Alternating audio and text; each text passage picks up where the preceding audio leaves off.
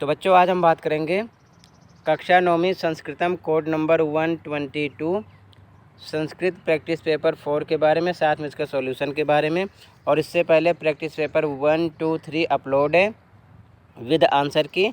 आप चैनल पर या कमेंट में लिंक पेस्ट ओपन करके देख सकते हो। दूसरी चीज़, इंग्लिश में प्रैक्टिस पेपर से ही क्वेश्चन आया था, सेम वही क्वेश्चन, जबकि इंग्लिश में प्रैक्टिस पेपर टोटल 1 ही है, जबकि संस्कृत में 4 हैं, तो इसमें ज़्यादा क्वेश्चन आएंगे। और एक पदेन पूर्ण वाक्य वाले क्वेश्चन लगभग 5-6 आ रहे हैं, तो इसकी प्रैक्टिस अच्छे से करना। तो एक बार देखो ध्यान से। क्वेश्चन 1, अपठिता बोधनम अधोलिखितम गद्यांशम पठित्वा प्रदत्त प्रश्नान उत्तराणि संस्कृतेन लिखत। नीचे जो गद्यांश दिया हुआ है इसको हमें पढ़ना और पढ़कर नीचे क्वेश्चन जो दिए गए हैं इनका आंसर देना है। तो पहला एक पदेन उत्तरत, इसका मतलब केवल एक शब्द का आंसर देना होता है। तो पढ़ो पहले क्वेश्चन क्या है पहला। दिलीपा कया सा गोसेवाम अकरोत। जो दिलीप थे वो किसके साथ गाय की सेवा करते थे। तो देखो इसका आंसर कहाँ पर आपको मिलेगा। तो पहले का आंसर है दिलीपा स्वभार्याया सह 21 दिवस प्रयत्नम गोसेवाम अकरोत। तो एक शब्द का आंसर पे क्या मिल रहा है आपको, स्वभार्याया के साथ, ठीक है ना, गौ की सेवा करते थे, गाय की सेवा करते थे। ठीक है, अगला देखो सेकंड क्वेश्चन ऐसे ही कह रहा है कि दिलीपा किमर्थम स्वशरीरम समर्पयितुम उद्यतः अभवत। तो इसका आंसर देखो सेकंड का, इसका आंसर है यहाँ पर दिलीपा गोरक्षाये स्वशरीरम समर्पयितुम उद्यतः अभवत। तो यहाँ पर एक शब्द में क्या अलग मिल रहा है हमको, गोरक्षाये, ठीक है ना, ये आ जाएगा। अगला देखो तीसरा क्वेश्चन, सूर्यवंशे सर्वप्रथमं कः नृपः अभवत। सूर्यवंशे सर्वप्रथमा कः नृपः अभवत। तो इसका आंसर देखो, इसका आंसर कहाँ पर मिलेगा आपको। पहली लाइन का आंसर है सूर्यवंशे सर्वप्रथमं मुनिर्माम नृपः अभवत। तो एक शब्द में क्या आंसर लिखना है आपको, मुनिर्माम, यानी सारे शब्द बाकी सेम होंगे, जो एक अलग होगा उसको आपको लिखना है एक पदेन में। ठीक है, अब देखो पूर्ण वाक्य। तो पूर्ण वाक्य में पूरी लाइन आपको लिखनी होगी। देखिए जैसे गुरु वशिष्ठः किमर्थम नंदिन्दया सेवार्थम आदिशत। तो जहाँ पर ये लाइन मिलेगी पूरी लिखना है।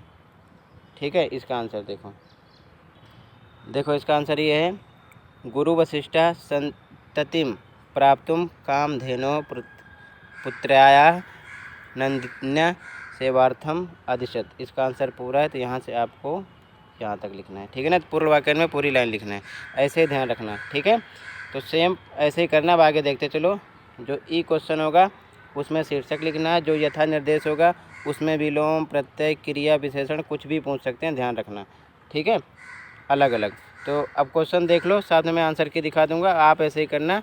जो सेकंड क्वेश्चन होगा पत्र होगा, मंजूषा यानी नीचे शब्द दिए गए होंगे, उसी में से हमको उठाकर वो शब्द फिल करना है इसमें से।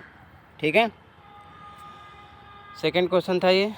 थर्ड क्वेश्चन चित्र होगा, चित्र को देखकर हमको संस्कृत में लाइन बनानी होगी, लेकिन नीचे जो शब्द दिए गए होंगे मंजूषा में उसी में से वो शब्द होने चाहिए। ठीक है ना, इसी में से।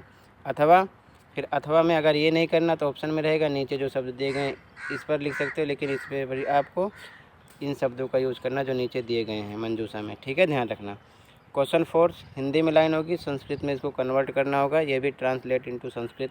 ठीक है, फिर क्वेश्चन 5 भी अपठित गद्यांश है, इसको पढ़ना है, एक पदेन पूर्ण वाक्य में आंसर देना है, सेम वैसे। फिर क्वेश्चन 6 भी एक पदेन पूर्ण वाक्य में आंसर देना है। फिर क्वेश्चन 7 में भी एक पदेन पूर्ण वाक्य में आंसर देना है, जैसे कि आप देख रहे हो। तो एक पदेन पूर्ण वाक्य में ज़्यादा आपको आंसर देना है, तो अच्छे समझ लेना। फिर क्वेश्चन 8 है, इसमें खाली स्थान भरना है, मंजूषा में से शब्द यूज करना है, शब्द अपने आप, तुम्हें अलग से कुछ नहीं लगाना है। फिर ये अथवा का आंसर है, इसमें भी भरना है, मंजूषा ये दिया हुआ इसी में से आंसर देना है। ठीक है, फिर 9 है, ये क्रम के अनुसार लिखना है, इधर उधर लिखा हुआ है तो कौन सी लाइन नंबर 1 पे होगी, फिर नंबर 2, नंबर 3, ऐसे ही। ठीक है ना, तो ये टोटल इतना ही पैटर्न है, इतने क्वेश्चन आएंगे। अब इसकी आंसर की देख लो एक बार आप। तो ये इसकी आंसर की है। ठीक है, प्रैक्टिस पेपर 4 की फटाफट देखते चलो और अच्छे से पढ़ना। ठीक है, एक पदेन का फर्स्ट का आंसर, सेकंड का आंसर, थर्ड का पूर्ण वाक्य में, फर्स्ट का आंसर, सेकंड, थर्ड का आंसर, फिर ई का आंसर, ई बड़ी ई का आंसर, इसमें फर्स्ट का, सेकंड, थर्ड, फोर्थ का, फिर पत्र लेखनम, तो जहाँ पर जो फिल करना था वो ब्लैक कलर से फिल किया हुआ है, ठीक है ना। ऐसे ही आपको फिल करना है, ध्यान रखना, ठीक है। ब्लैक कलर से आंसर लिखा हुआ है, तो ये पत्र का है, समझ रहे हो ना। आगे देखो, तीसरा चित्र वर्णनम, इसका आंसर है। फिर अथवा का आंसर नीचे है, ठीक है। फिर आंसर 4 संस्कृत में जो लाइन लिखना था उसका आंसर है ये।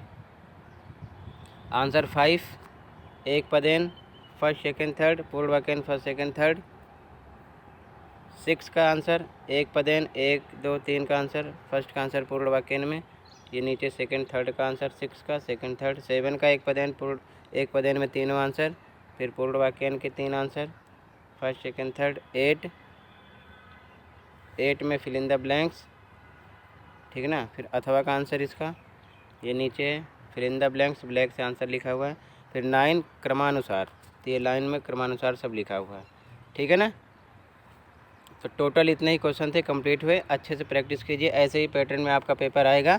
आई होप आपको अच्छे समझ में आया होगा, ठीक है ना। प्रैक्टिस पेपर से बाहर कुछ नहीं आएगा, ध्यान रखना, अच्छे से तैयार कीजिए। आज की वीडियो में बस इतना ही था। और morning shift all subject answer की अपलोड हो रही है, जितने पेपर हो गए हैं, ठीक है ना। तो अपलोड है, वो भी आप देख सकते हो, कमेंट में लिंक मिल जाएगी। मिलते हैं नेक्स्ट वीडियो में। Thank you for watching this video and take care.